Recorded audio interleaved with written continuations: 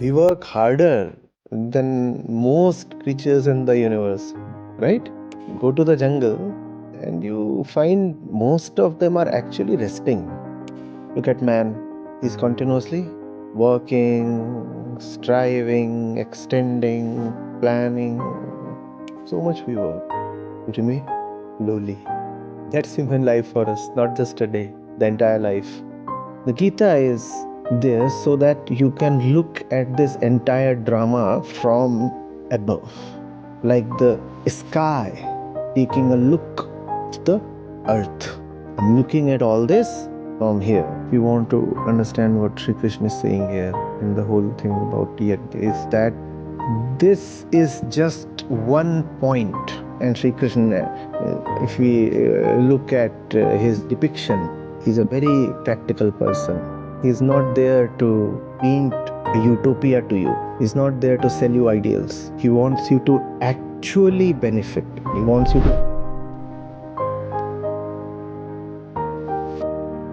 look at a normal day.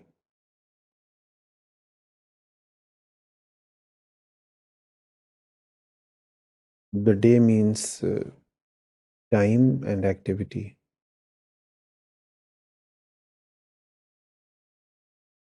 There is time, there is limited time, and every moment you're doing something. How much of that, honestly, is for anything other than survival?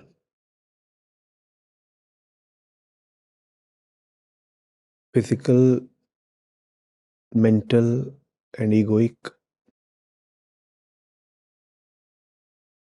Kindly reflect.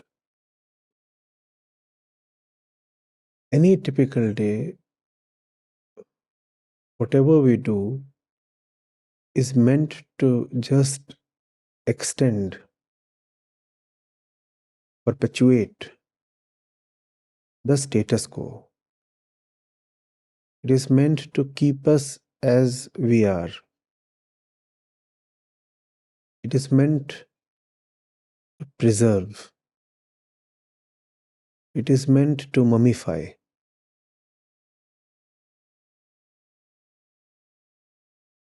The motto is,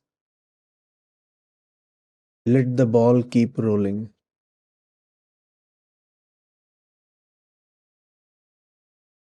Let the show go on. And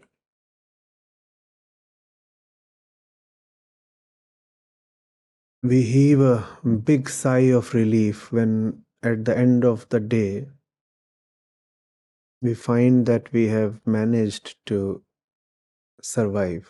We have managed to preserve ourselves. We said not just physically, also mentally and centrally. So you'll say, no, sir, there are days when we end up financially better off than we started. So it's not that we have maintained the status quo, we have actually gained. No, you have gained in the financial sense, but that gain is just an extension of the same egoic center that always wanted to gain. You wanted to gain yesterday, you wanted to gain today, you will want to gain tomorrow. By gaining money, you have successfully preserved yourself. You have successfully remained who you always were. You were always a number chaser, were you not?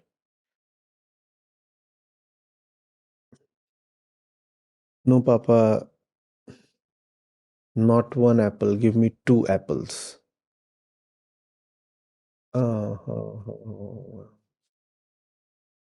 why does uncle have a four-wheeler and we have a two-wheeler?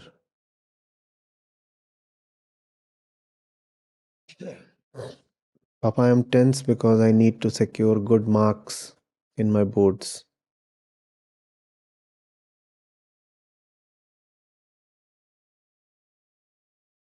I'll enroll in some coaching institute so that I get a better rank. I got into college, now I need a job with good money. We have always been number chasers, right? So a particular day, if you enjoy even a windfall, how is that making you any different from the kid who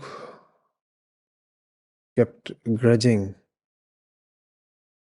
that he had an apple lesser than what the elder brother had, or he had a toy fewer than what the classmate or the neighboring kid had. That's how the day is spent. In defense of what has been. The present is spent in defense of the past.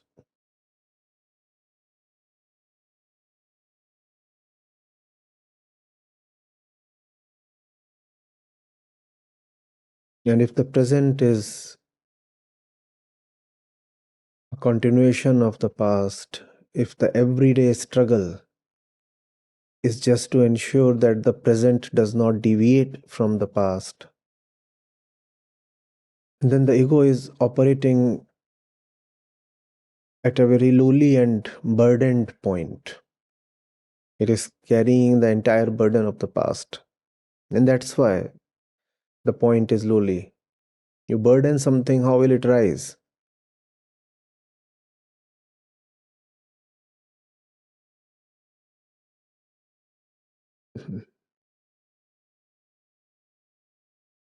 The most ancient thing we carry is the body.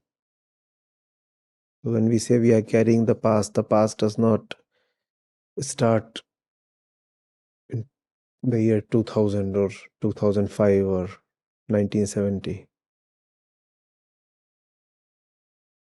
The past starts with the beginning of time. And that's how much we are carrying. So, obviously, with that kind of a load, you could not possibly be situated at a high altitude. Your location will be lowly, right? The high altitude remains a possibility, but a distant one. Mostly a utopian possibility, largely an unrealized possibility.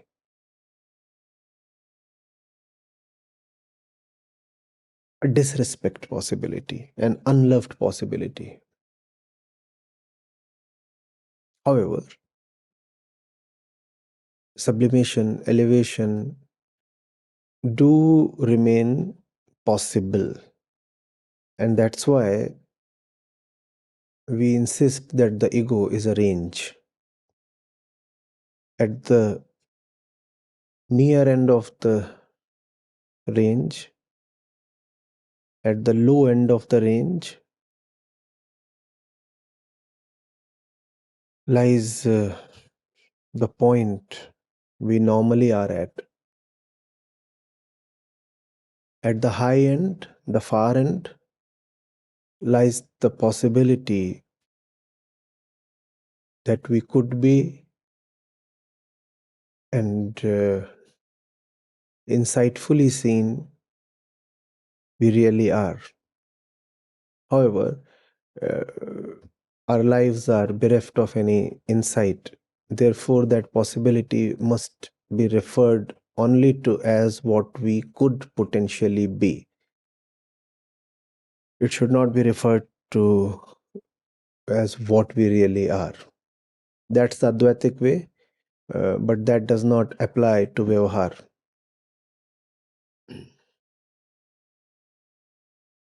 So here we are at our lowly place, acting daily, eating so that the energy could be expended to remain lowly, earning so that the money could be expended to remain lowly, talking so that relationships could be secured to remain lowly,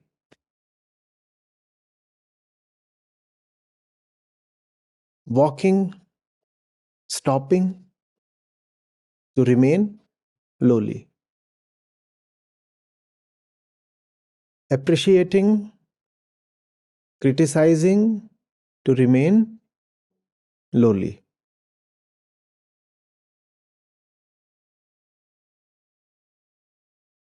giving, taking to remain lowly,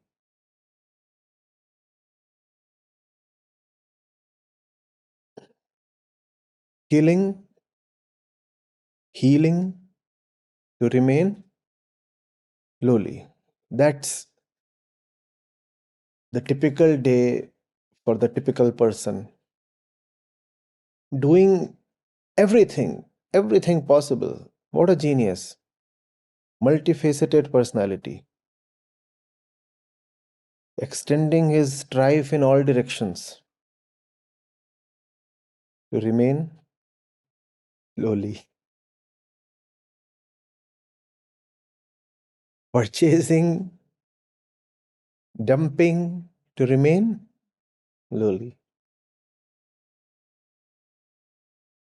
writing, deleting to remain lowly. That's the day. That's the day. So much is being done. One feels like applauding. We work harder than most creatures in the universe, right? Go to the jungle and you find most of them are actually resting. The jungle is actually quite an inactive place. You should not expect to quickly find lions running after deers. That's an exception rather than the normal or the rule. Lions chase deers maybe 2% or 5% of their time, right? Maybe not even that much, because the chase lasts hardly a few minutes, and after that the lion simply sits still or walks without purpose, doesn't do much really, right? Look at man, he's continuously working, striving, extending, planning.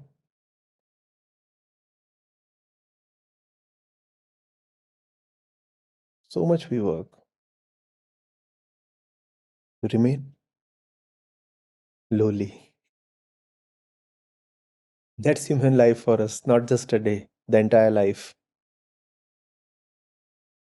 A life meant, yes, Shiva, to remain lowly.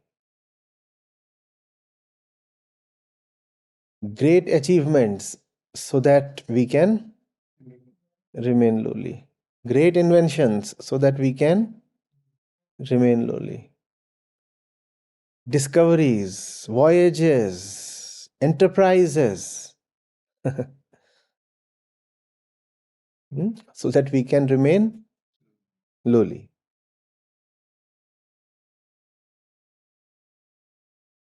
And we are fun loving people,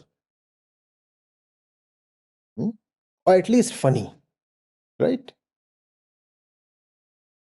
Since we all are so funny, and we keep loving each other.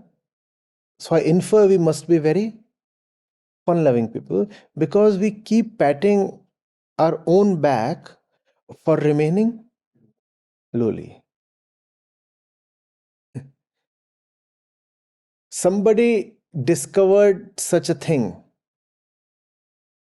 Somebody got a particular patent. Mhm. And we appreciate ourselves. We say, you see, mankind is doing so much. Mankind is doing so much to remain lowly. Obviously, if you are alive, you will act. In fact, the body keeps acting even after you are dead. But let's limit ourselves to the living one. Hmm? I'm glad the dead ones don't listen to me or make me speak to them. That's what I'm glad for.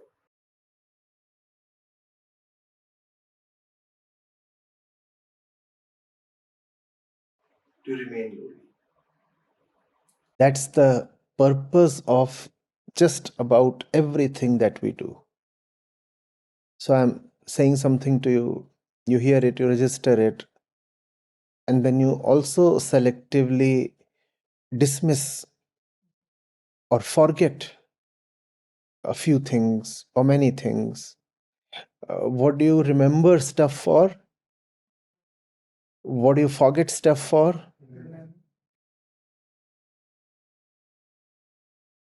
We are proud of actions without looking at the actor. We are proud of the achievement without looking at the intention. The intention always is to remain lowly. That's the intention. But we are often so taken by appearance that we get taken in by Maya.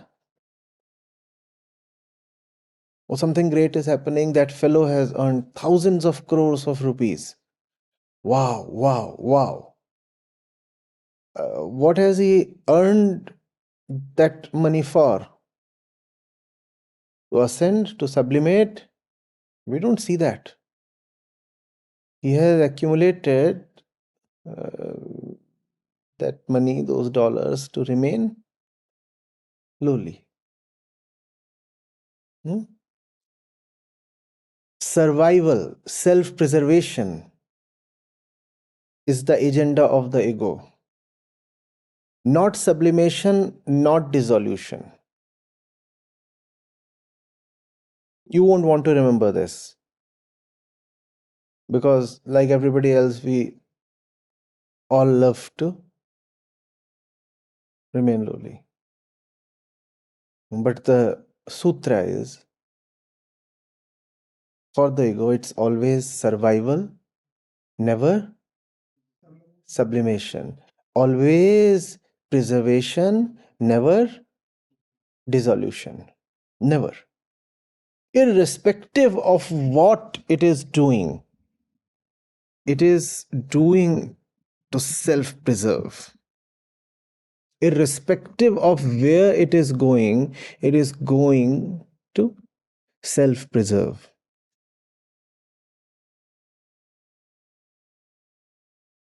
Hmm?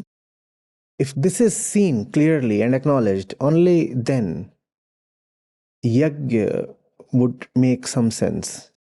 Yagya is the process of the lowly state of ego feeding the higher state of the ego.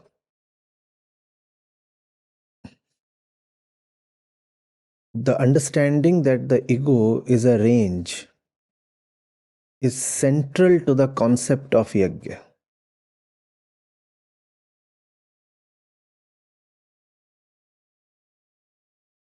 And this concept can be very beautifully modeled, very easily too. So here you are. Huh? This is the plane that we inhabit.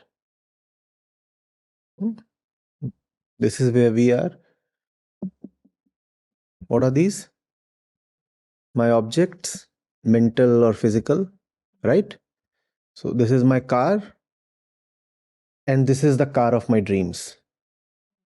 What kind of object is this? Physical. What kind of object is this? Mental. So this is the entire plane of my being, full of objects, sthul and sukshma, gross and subtle. And I'm here. I'm here. Depending on my relationship with the various objects, I can keep hopping from. But one thing is certain, the altitude remains the same.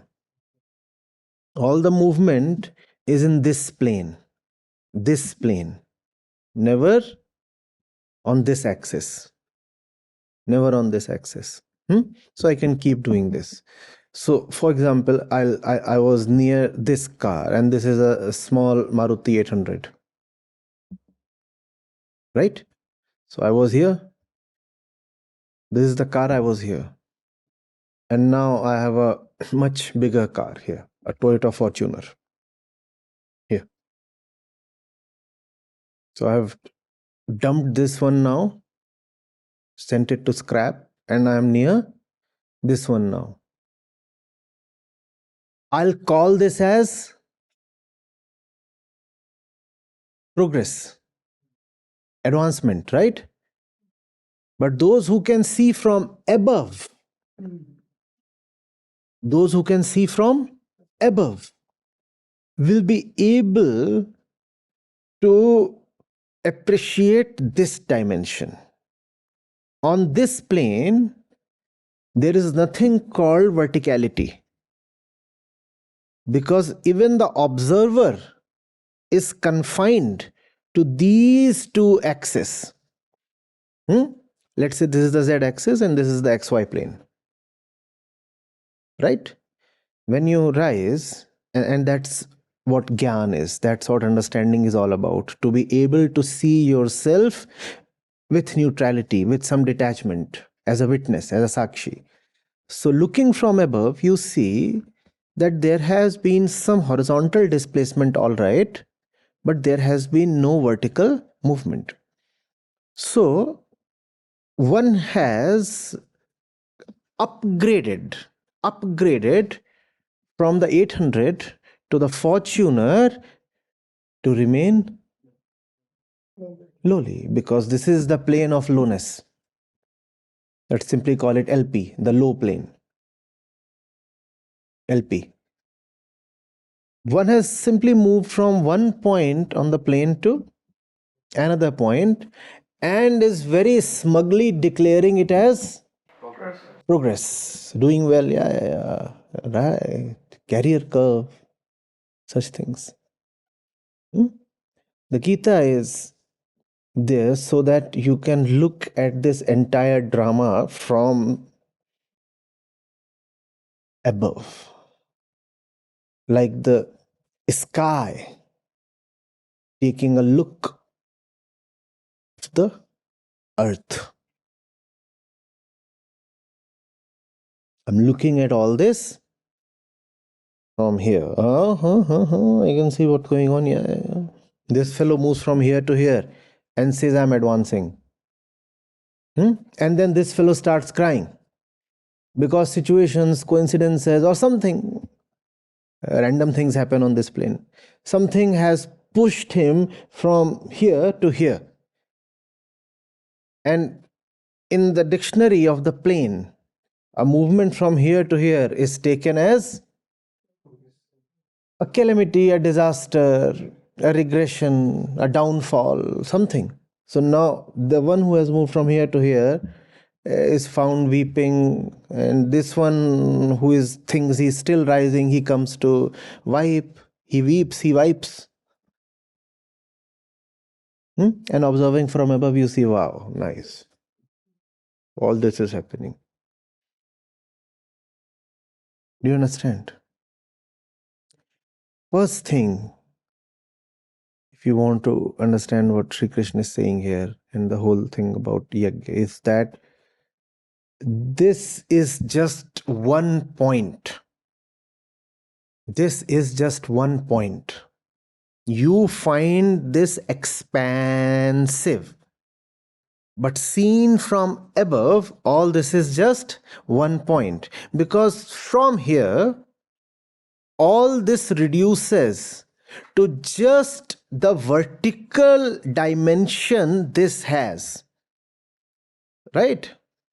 Here, let's say, if you're here, what's your vertical coordinate? Let's say 1 unit. 1 unit. If you're here, your vertical coordinate is still 1 unit. If you're here, vertical coordinate is still seen from here, then all this is 1 point. Just 1 point, a single point. This is not a plane. Seen from here, this is a point. It's not an area anymore. It's a point. And if it's a point, then there is no movement really. All that you are witnessing is preservation. The point is preserving itself by randomly throwing itself around. It exists to move vertically. It has obsessed itself with moving horizontally. That's what the normal life is. A lot of horizontal movement so that the altitude remains the same and self-preservation is affected, and no vertical movement at all. Do you see this? When we talk of Yagya, we start talking of vertical range. The common man keeps talking of the horizontal range. Yagya keeps talking of vertical range. The moment you talk of the horizontal range, you have very concretely fixed the ego at a lowly point. Because staying put at this lowly altitude, the ego now can have a lot of range. I'll stay here. The vertical coordinate is 1, and that will enable me to have great range. Great range in this XY horizontal plane. Do you get this? Yagya is another dimension brought in. Not the range of the ego corresponding to its old altitude, but the range of the ego corresponding to the possibility of altitudes itself. Not the range of what is possible to be achieved remaining who I am, but the range of what can I be if I do not remain who I am. Entirely different things. A totally new paradigm. Do you see this? Do you see this? Right. This. And we said Yagya is about feeding the higher possibility. Who will feed? Who will feed? The feeder, the actor that exists at the lowly point. Obviously, that's the Vyavharik reality. That's the fact. That's where we are. So staying here, the ego has a lot of resources, objects, this, that,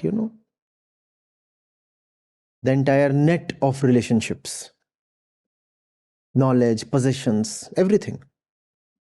Staying here. All these things, objects, the car that is owned and the car that is planned, both. All these have to be used for a vertical rise. Feed whatever you have here to your potential here. That's Yagya. Don't accumulate more stuff here. No point. No point decorating the wound. No point. No point adding another layer of fat to your belly. No point. Whatever you have here is to be fed to this. That's Yagya. One of the questions addressed today is how much to retain for the feeder? Is everything to be fed to the higher one, or must something be retained for the feeding hand? Huh?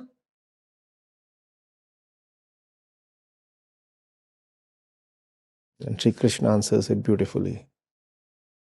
He says, give the maximum possible to the higher one. The higher one is who you really are. And after that, whatever remains can be taken by you.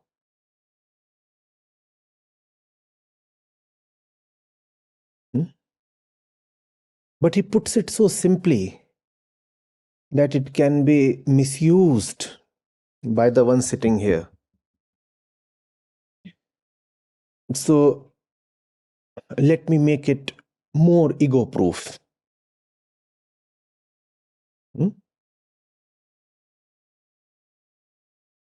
Retain only as much is needed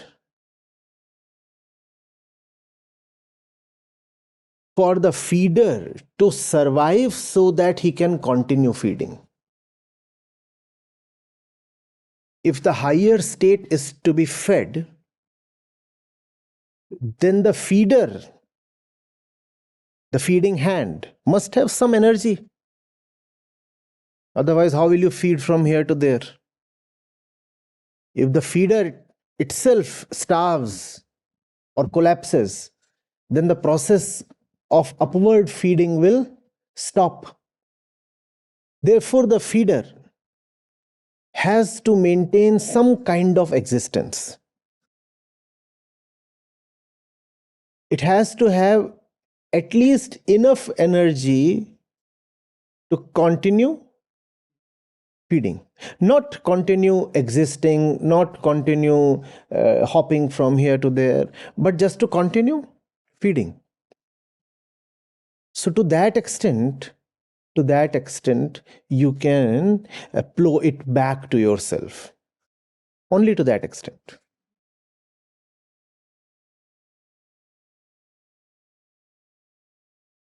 Are you getting this?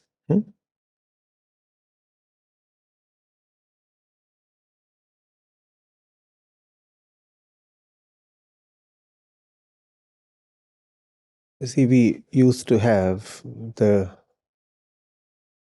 dynamos in the old model cars. How would it function? The car is moving, the fuel is being burnt, and some part of that energy is going towards charging the battery. In some sense, that is a deviation of power towards something that does not assist current movement, right? You're burning fuel that gives you a certain amount of energy, and one could argue that the entire energy must be used in the movement of the car, right? But no, some amount of energy goes towards charging of the batteries. That is how much the feeder must retain for himself. Why must the batteries consume a bit of the fuel? And why is that legit? Because the journey must continue through the night also. If you devote all the fuel to rushing through the day, you will find that when the night comes, you will have to stop your movement. Therefore, it makes sense to give part of the energy to the battery. Now the journey can continue even in the night. Are you getting this? Similarly, let's say you are driving through a hot desert, right? And you are burning the fuel, and some part of that energy is being diverted towards air conditioning the cabin. Strictly speaking, that too seems like a loss. No? Fuel could have been used to cover distance. Instead, fuel has been used to keep the cable cool.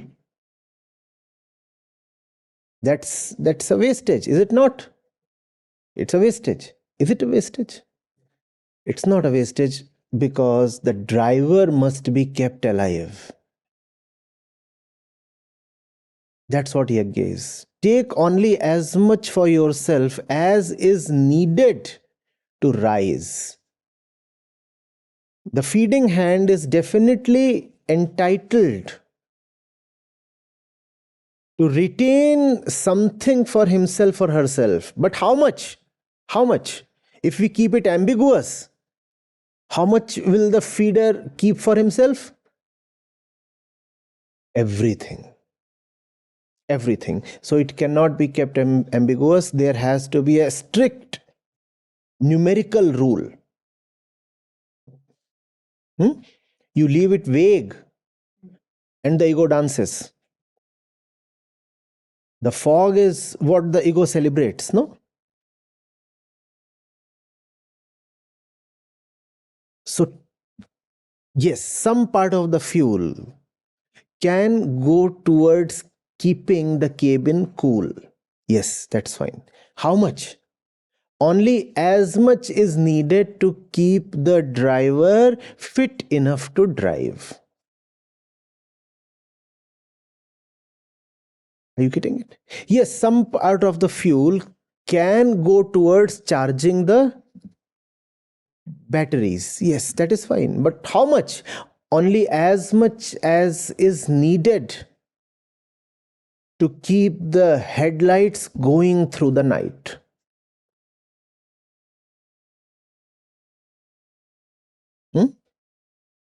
Now, if someone comes and says, no, you are misusing the fuel, then the fellow is stupid. Right?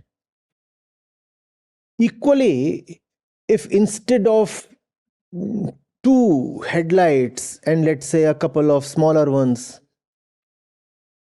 to help you see more clearly, if you're using 8 lights so that your 800 shines like a Hummer, people do that. Right? They keep batteries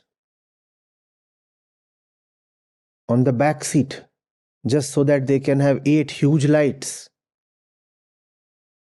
on the roof.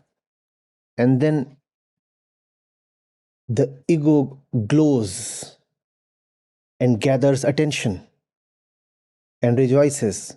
See, I must be somebody, or all are looking at me. That's not to be done. The kind of energy you are consuming to appear illuminated is far more than what is needed to keep the road illuminated. So you are breaching the limit. The one who does not charge the batteries is stupid. And the one who, in the name of light,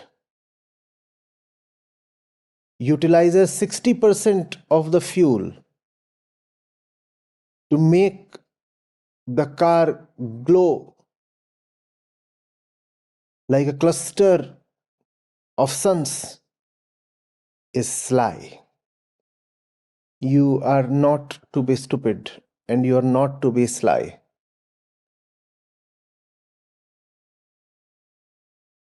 Are you getting it? In the name of renunciation, make sure you do not starve yourself, not just physically, also egoically.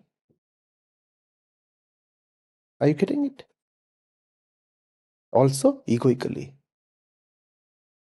And a lot of people do that. Physical starvation, you understand.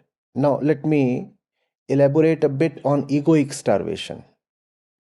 The ego is an accumulation of random influences. Getting it? And staying a mass of those random influences is the very purpose of the ego, self-preservation. Getting it? But we are saying Yagya is about having a clear and directional purpose, right? Whereas the prakritic state of the ego is random movement. The ego cannot shoot like an arrow. The ego cannot be linear really, because that's not how it's made. How did the ego come about in the first place? This vector, this all they just randomly got together, and what you have is this mass called the ego. So the prakriti of ego is randomness. But spiritual discipline demands well-directed and disciplined unidirectional movement. Rise upwards, vertically like a rocket. That's what is demanded of the ego. Yes, that's great, and that's what you have to do. But this might result in egoic starvation. What you are demanding is seriousness and sincerity from someone who is not designed to be sincere.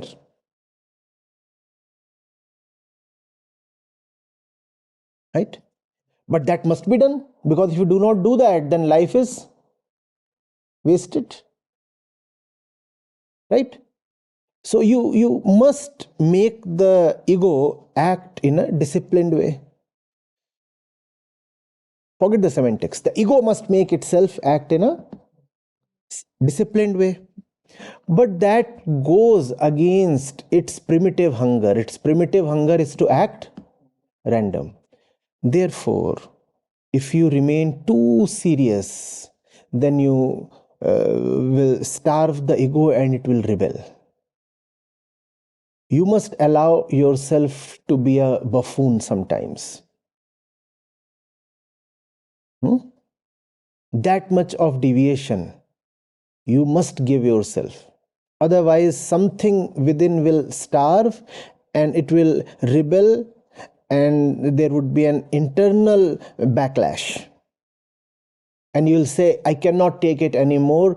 I see I am failing. I'm leaving the Gita community because I cannot take it anymore. Because I feel suffocated from within. No, don't do that. Some amount of deviation is not just permissible, but actually necessary.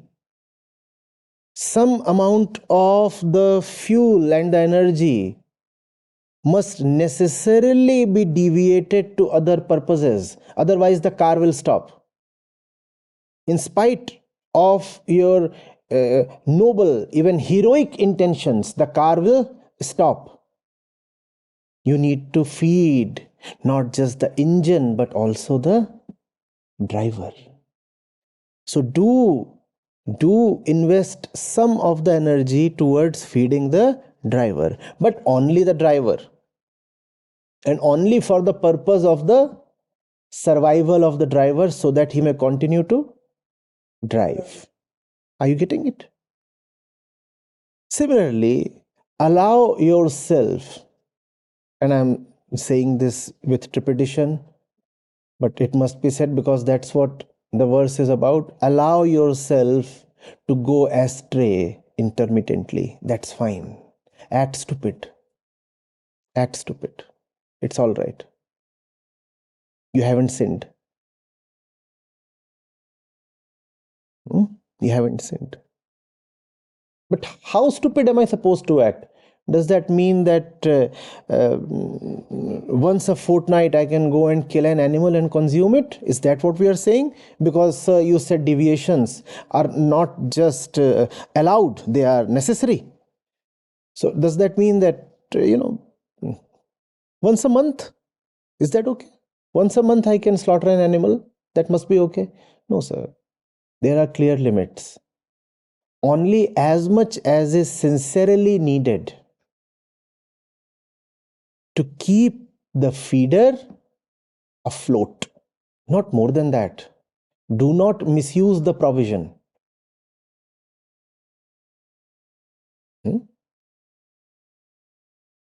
Act silly at times. That's fine. That's not just fine. That's healthy. Come up with the worst kind of jokes.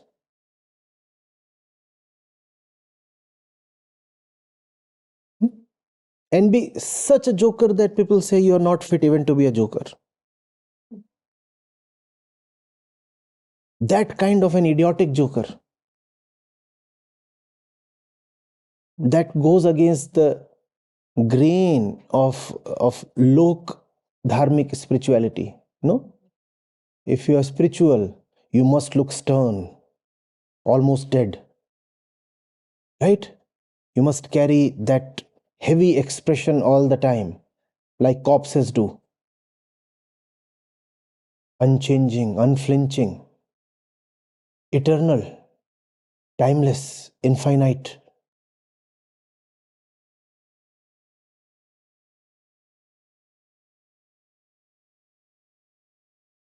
No, you are not supposed to be that. Deviations are welcome. Let the ego roam about a bit. That's all right. It's not a crime. But just a bit. And what decides the length of the bit? If you see this much is sufficient to keep the driver, the feeder, the actor going, stop there. Stop there. Physical or mental imperatives should not obstruct love. You are to ascend vertically. What are you doing taking a horizontal stroll? How long do you want to do that? Please tell me. And a nice example now springs up. It's a long distance train. Long distance. Like somewhere in Kashmir or Punjab, right till Kanyakumari. Long distance train. Like 40 hours or how many hours? 50 hours, something? 40 hours, something. And as you sit there, you find that your legs are cramping and the body is stiffening, and those things are happening. They happen on long distance train journeys. So what do? You are entitled to roam about a bit. Right? So what do? You get down and you start roaming. But how much? But how much? The train started from Kashmir, right? It is to go all the way to Kanyakumari, and let's say it took a stop at Hyderabad. You are entitled to get down. It's all right to leave the train for a while. But what will you do? Jog up to Charminar? That's what defines the length of the bit. Huh? The departure time of the train decides the length of the deviation you can permit the ego. Yes, you can take a walk and you can be random and you can do all your foolish things, fine. But only to the extent that you don't miss the train itself. And that's, I suppose, a very clear numerical limit on the extent of deviation, right? Getting this? Is that clear? That's what Yagya is. Yes, do keep something for yourself, but know your limits. And what does Krishna say? People accuse me of being blunt. But look at the words here. Those who consume only for themselves commit sin itself. Consume sin itself, not commit. पाप को ही खाते हैं. They don't eat food. They eat pap. Those who consume for their own sake. What does it mean to consume for one's own sake? To consume for the sake of staying who you are, staying low. I eat to stay low. That's what is meant by consuming for one's own sake, because this is where one is. So consuming for one's own sake would mean, yes, I'm taking so that I can remain this way. And if you do that, then Sri Krishna is declaring, no, you are not consuming resources. You are consuming sin itself. Without offering it first to the higher one. If you steal it for yourself, then it's not food or resources that you have consumed sin itself.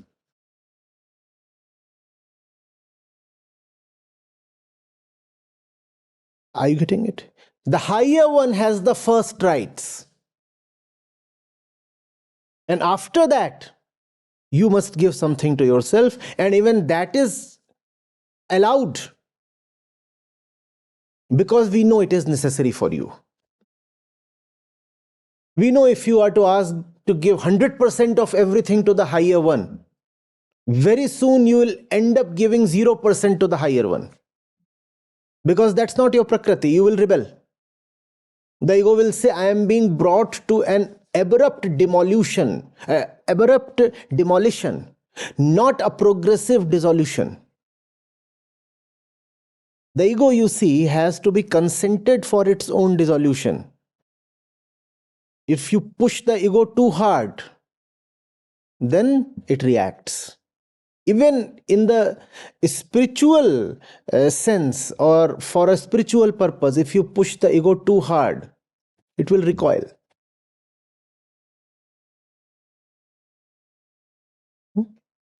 So, we allow a little bit of leniency, some leeway to the ego. And we have to be very clear how much.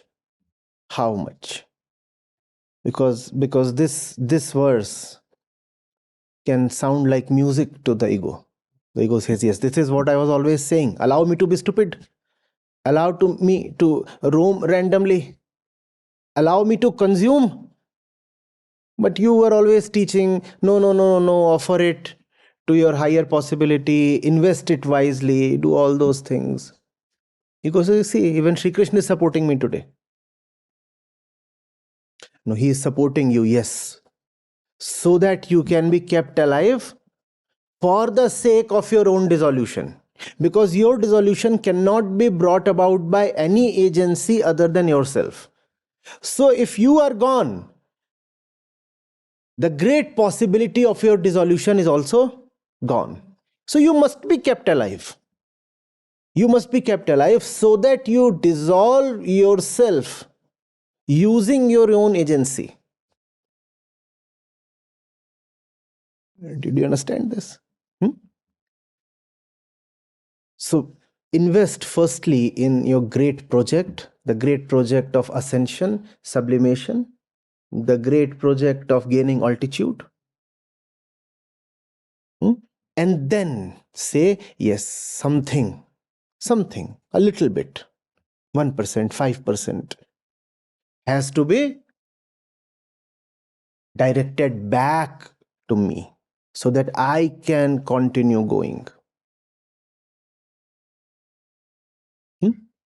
In fact, you can see similar examples in the world of engines, a lot of examples. Jet engines operate much the same way. Jet engines operate much the same way. Where do you think their own energy comes from? It comes from the energy that they produce. The fuel is being burnt, and it is being burnt by the engine. But the engine too requires certain energy. Where is that energy coming from? From the same fuel that the engine is burning for the aircraft. So the engine is saying, yes, I am burning fuel, and the fuel is being burnt in the service of the aircraft so that the aircraft with all its weight can rise. Yes, that's right. But some part of that energy I will reserve for myself. Because if I don't have any energy and I stop, who will carry the plane? For the plane to rise, the engine too must be fed. Unfortunately, the engine is the ego. So the ego too needs to be fed. You cannot have spirituality without psychology. You must understand the nature of the ego. It needs to be occasionally pampered. And occasionally means very infrequently. Right? It occasionally means, yes, you don't need to reduce it to zero. Right? Not zero, but tending to zero. It does not mean once every day. It also may not mean once a week. It may mean once every 6 months. Do you understand this? But yes, spirituality does not forbid occasionally indulging the ego. Occasionally. That's fine. Sometimes you must be stupid. It's all right. And if you find somebody being stupid, having done all the hard work, don't censor them. Don't be envious of them. This is not just something that they deserve. This is something that they need. If they don't give it to themselves, even in that small a quantity, their engine will stop.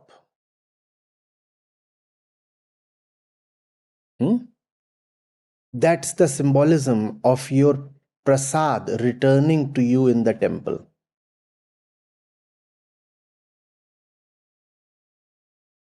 You didn't offer it to the deity for your own sake, did you? But it comes back. But it comes back. That's supposed to be symbolic, though most of us miss the symbolism. We think it's a thing of a ritual. After all, if we are purchasing something, laddu, peda, whatever you offer to the gods, you think ultimately it is, I know, for me. In fact, a lot of times people say, no, let me taste them. Nice. So that's not the way it's meant to be. It's meant to be fully offered to the gods and forgotten. But the gods, being wise, they fully well know that if you give everything to the gods, you will stop giving anything to the gods. So what do the gods do? They say, okay, fine. We are keeping something, and the rest of it you can use. Why should you use the rest of it? So that you return. The day the gods start keeping everything you offer will be your last day. You will not show up again. Because this is what the gods are doing. I offer my energy, my resources to the gods, and everything is gone. Now that might be an ideal situation, because the resource is being transferred from a less deserving entity to a but still, practically it won't work out. And Sri Krishna, if we look at his depiction, he's a very practical person. He's a very practical person. He's not there to paint a utopia to you. He's not there to sell you ideals. He wants you to actually benefit. He wants you to actually rise from your current plane. But he also knows that the ego doesn't deserve a long rope.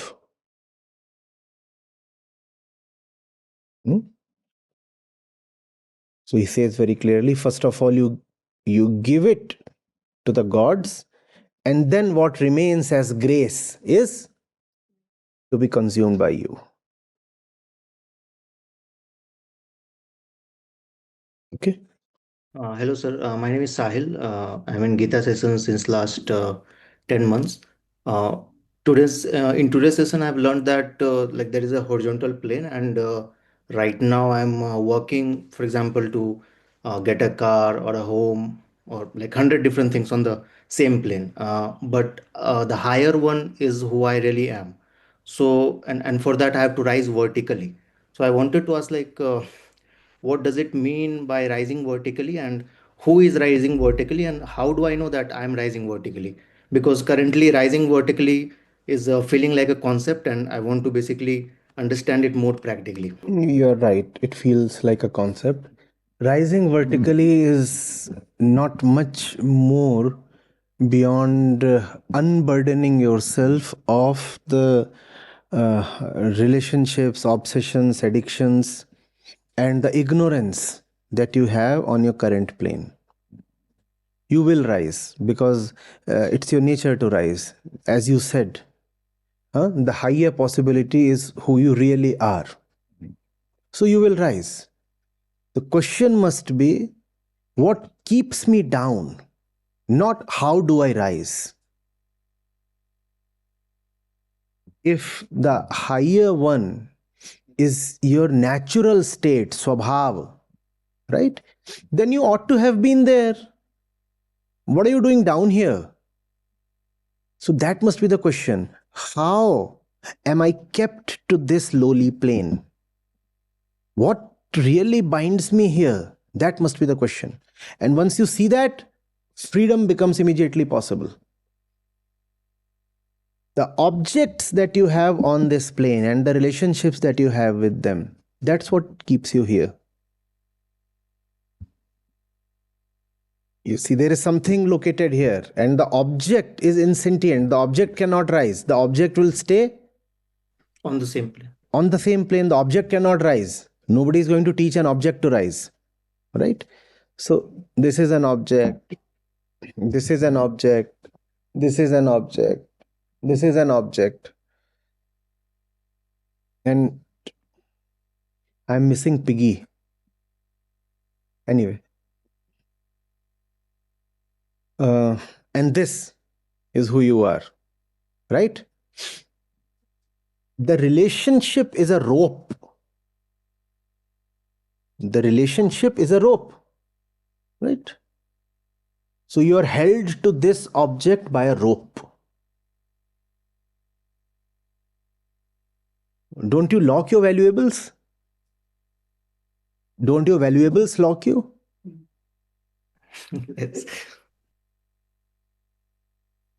If you have a lot of money, do you go out at night with all that money on you? No. So the money has locked you in. It's in the bank. No, let's say you have a lot of cash. Yes. If you have a lot of cash on you, would you dare venturing out at night? No. So the money has locked you in. Yes. At the same time, you lock the money in. Yes. A locker or something. So the bondage is two-way.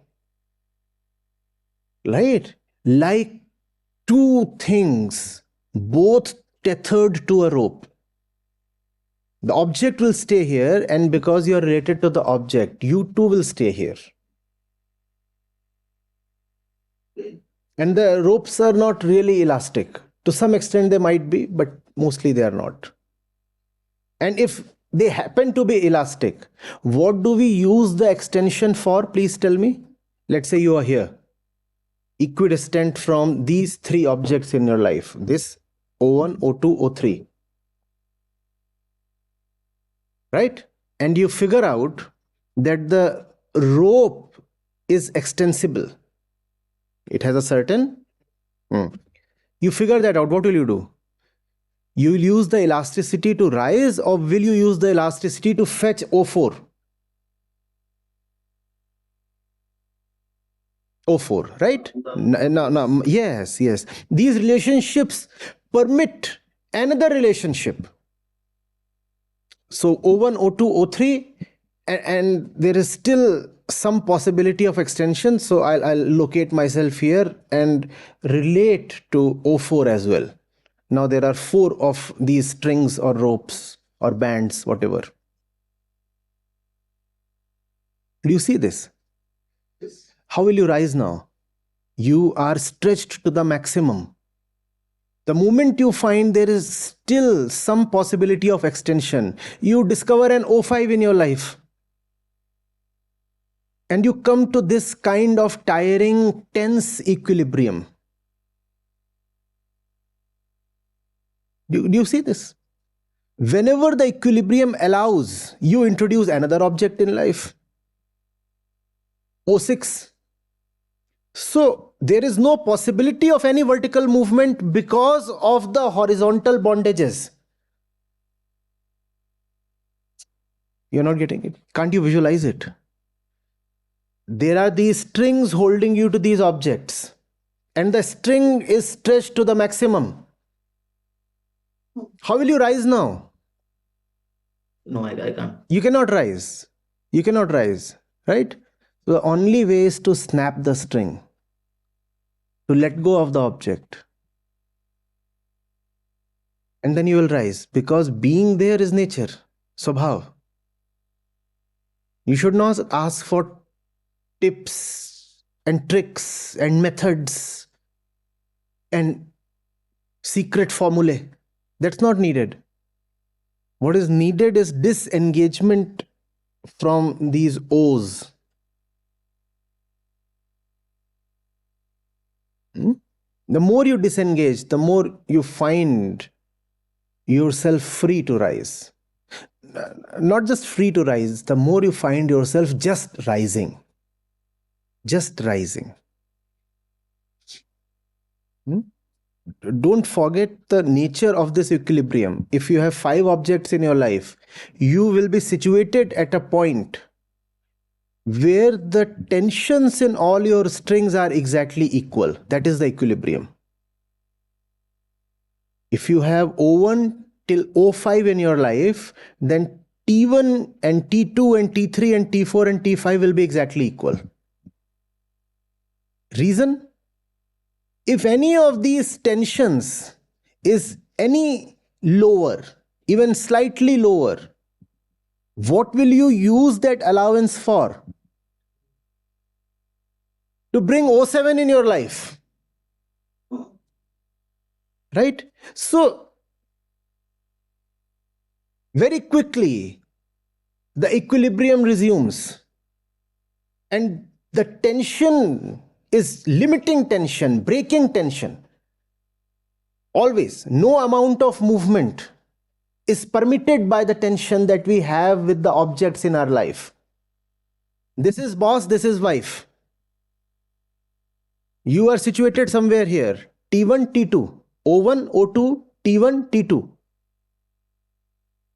You are situated here precisely because T1 equals T2. In fact, you will be situated where T1 will equal T2. Which means you come a little nearer to office, the wife will run away. And you start listening a little more to the wife, and the boss will fire you. So you will stay in a very difficult and uneasy and tearing equilibrium,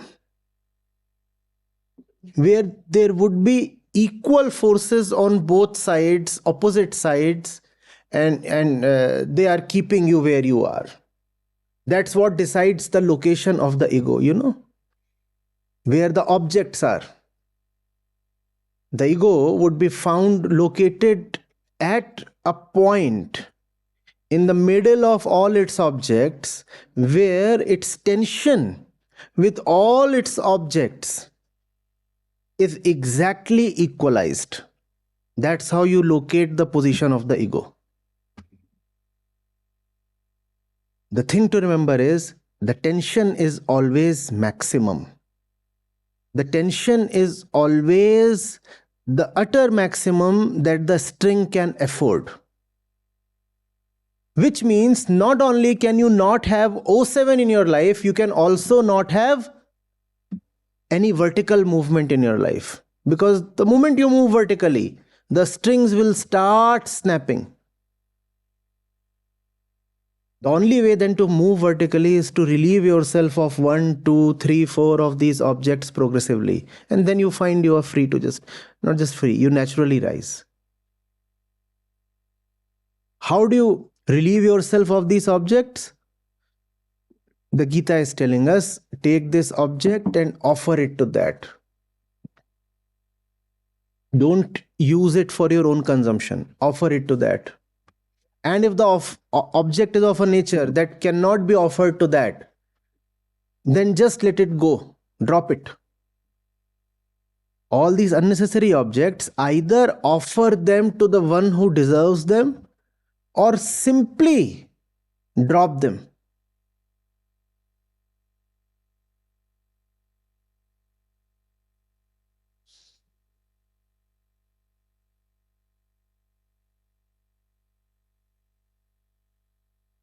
So, sir, uh, the the attachments, meaning, sir, rising vertically means I don't have to identify with the objects in my life. Rising vertically is a non-question.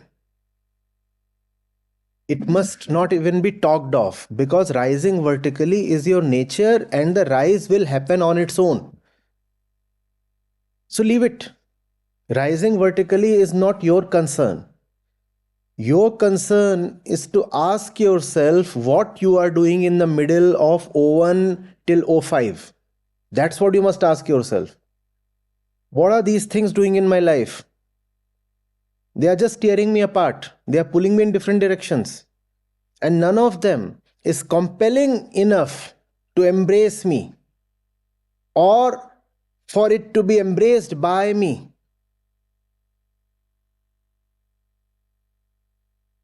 I just stay equitensed. It is an equilibrium of equal tension. Equal tension in this string and equal tension in the other strings. And all the objects are ensuring that the tension in their particular string is no lower than the tension in the other strings.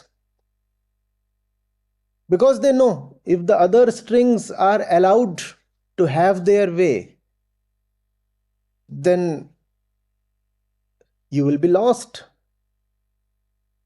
If the boss is allowed to put a lot of pressure on you, then you will drift away from the wife. So what will the wife do? The wife will say, if the boss is pressurizing him too much, I must also increase pressure so that he remains where he was. If the pressure increases only from one direction, then he will move in that direction. The boss is saying, no, no, no, you have to devote 2 more hours in the office. And if the wife does not increase pressure, you will actually start devoting 2 more hours. And the wife will not like that. So the boss says you need to devote 2 more hours. And the wife gets to hear that, and the wife says, the divorce papers are ready. So that you stay where you are. All these objects, in some sense, together they conspire to keep you where you are.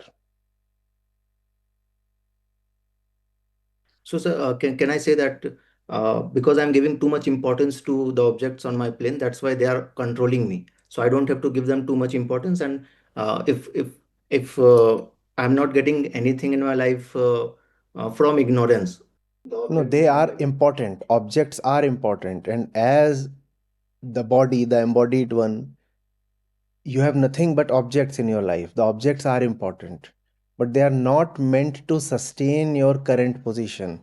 They are important in the sense that you need to feed them to your higher possibility. Yes, you have money. Money can be a force for good if you utilize that money to raise your altitude. But if you use that money hmm, to preserve your current tastes, your likes, your dislikes, and fulfill your desires on this plane, then that money is useless. Not just useless, harmful. Objects are important, but important in another sense. That money is sometimes needed to rise. So then it is duly important, but otherwise it is not.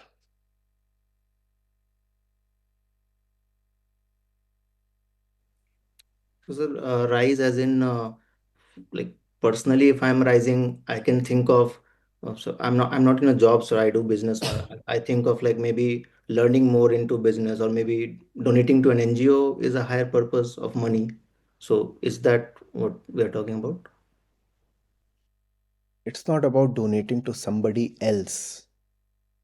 We are talking about the range of the ego. The ego means the I. We are talking of your own highest possibility. Not highest, higher. Higher. Highest is abstraction. Your own higher possibility. Huh? Invest your resources to elevate yourself. Hmm? Not satiate yourself. Not ingratiate yourself. Spend your resources to elevate yourself. But sir, the I is built of all the ideas, beliefs, all the concepts that I've borrowed. Yes, So it is also built of love at heart. At its center, it is a lover, lover of the sky. Why are you talking only of the body of the ego? The center of the ego bleeds for liberation.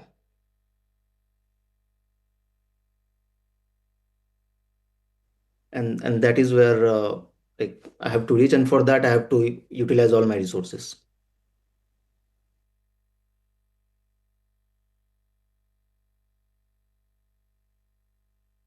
Thank you, sir. Welcome. Acharya Ji.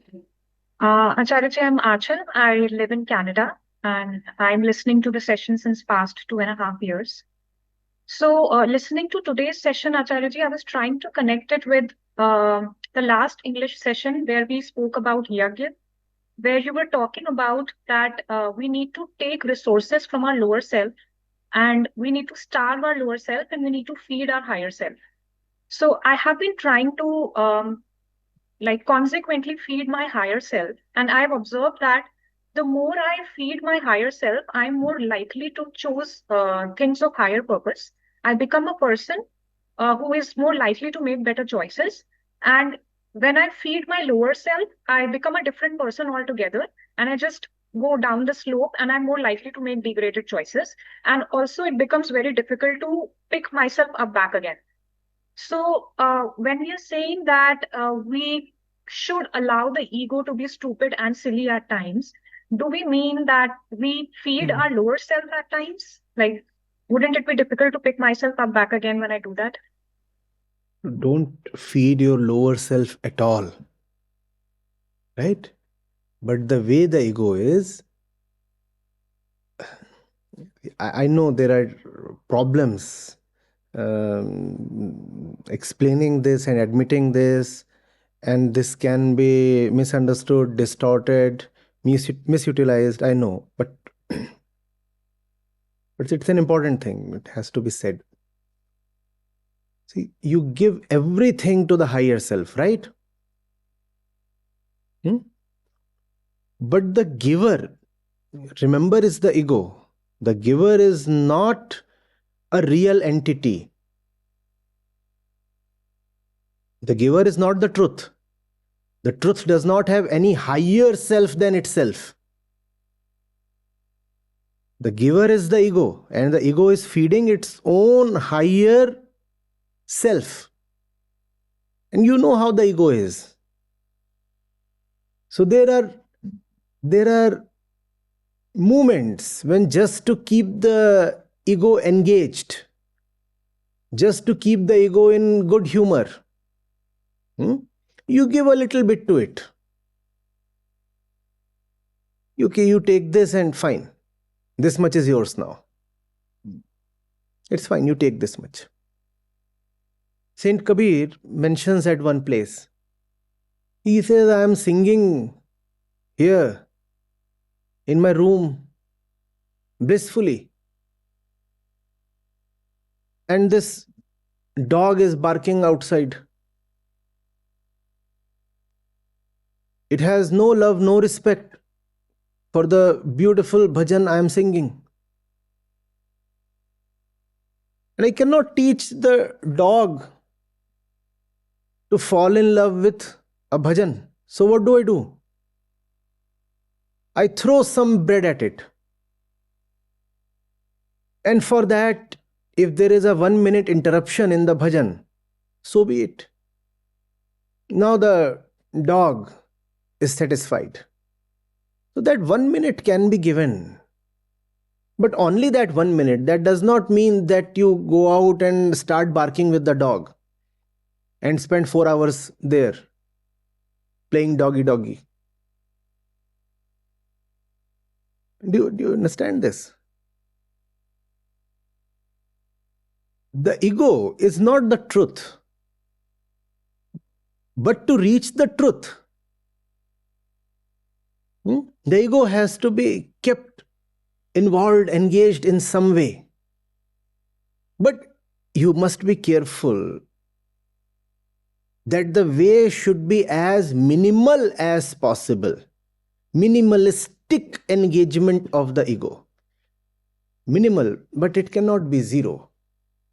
Ideally, we would have loved it to be zero, but it can't be. So some amount of the power of the ego, the output of the ego has to be reinvested in the ego.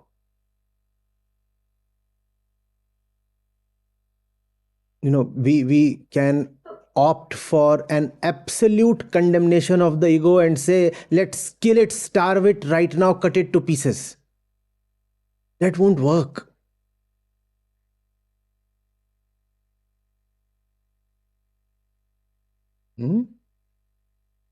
That won't work. So, Acharya Ji, is it okay to say at times when I keep feeding my higher self, it gets overwhelmingly tired and there is a... So sleep. Sleep. Repulsion. Yeah. Yes, sleep happily, no issues. You see, all these stories that were made, why were they made? Oh, they overdid it, all right. But please look at the intent. Please do something good so that you may get heaven. Why was that done? Because the dog that this ego is will not move without incentives. So some random incentive was created. even if imaginary. But that was a recognition of the dog nature of the ego, right? Either offer it something to eat or show it a stick, only then it will move. So there is heaven and there is hell. They overdid it, definitely they overdid it. But they were coming from some observation. They saw that the ego is such a beast that it needs incentives, it needs a bit of slackness, it needs those random walks, it needs its moments of indulgence.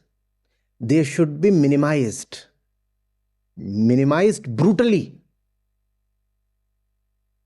But if you find that your system cannot proceed without a bit of silliness, don't feel guilty. Don't hold it against yourself. It's all right to be silly sometimes. Sometimes, just sometimes, very infrequently, rarely.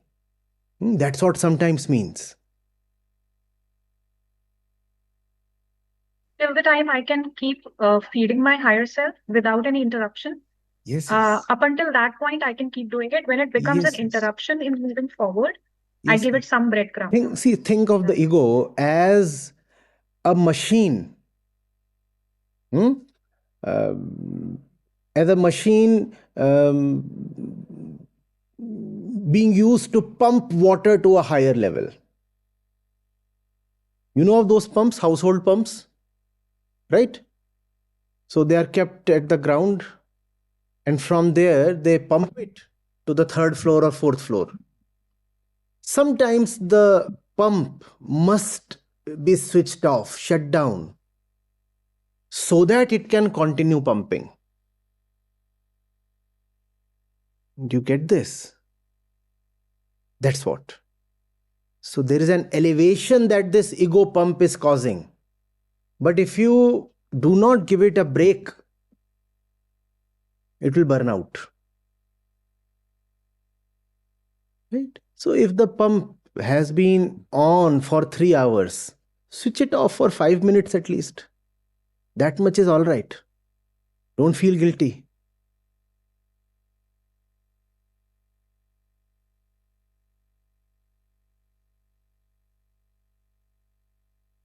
If you do not do this, the consequence will be hypocrisy. Pakhand. You will say, my pump has been continuously on since Satyug. 45 trillion years without interruption. And you are now a liar to yourself. How will you rise? It is better to simply say, yes, I am doing the most within my limits. And nothing more is needed. Yes, we are limited beings, obviously. At the Vyavharik level, everybody is limited. You get full marks for doing whatever you can within your limits. The absolute cannot even be expected out of the relative, right? From this limited being called the human one, how do we expect anything absolute? So do the maximum you can within your limits and you will get full marks for that. Do not misuse what I am saying. I can see how this can be misused. But what do? The big boss has ordered the verse to be taken up. And we have to be true to what he has said.